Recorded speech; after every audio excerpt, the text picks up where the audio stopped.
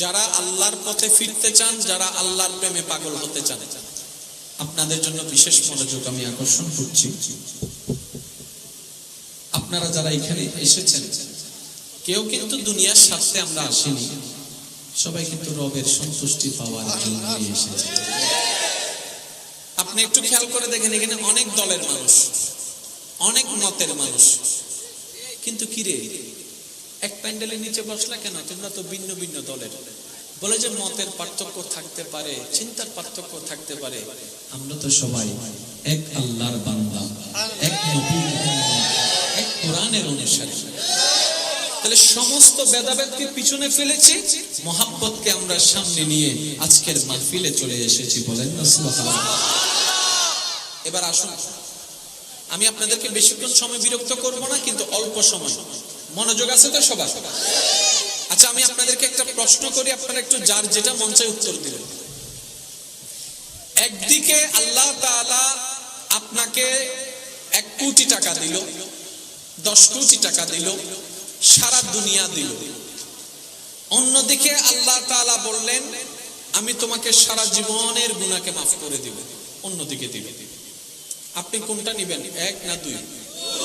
একদম যার যেটা মন চায় সেটা বলেন, সজ্ঞানে বলেন। 10 কোটি সারা দুনিয়া? তাহলে আপনার আমার অন্তরের জানা আছে, একজন বান্দার জীবনের সবচেয়ে বড় পাওয়া যদি রব তার সারা জীবনের গুনাহকে মাফ করে দেয়। এর চেয়ে বড় পাওয়ার কিছু হতে, এর চেয়ে বড় আনন্দের কিছু হতে পারে? আপনি শুনলে অবাক হবেন, আপনার রব, আমার রব, আমাদের রব প্রতিটা মুহূর্তে প্রস্তুত, বান্দা কখন তওবা করবে আর আমি কখন ক্ষমা করে দিব। আমরা করলাম গুনাহ, করলাম কি গুনাহ করলে কোথায় যাই? জোরে বলেন একটু, গুনাহ করলে কোথায় যাই? আমাদের চাওয়া কোথায় যাওয়া? তাহলে জান্নাতে যদি চাওয়া হয়, বাঁধা হয়ে দাঁড়াচ্ছে কি গুনাহ। তো এই গুনাহ কি বর্তমানের নাকি ভবিষ্যৎ নাকি অতীতকালের? জোরে বলেন না। আমরা যে গুনাহগুলা করেছি সেটা কি বর্তমানের নাকি ভবিষ্যতে না অতীতকালের? অতীতকাল তো ফিরাতে পারবো, অতীতকালে যেতে পারবো, অতীতকালকে টেনে আনতে পারবো।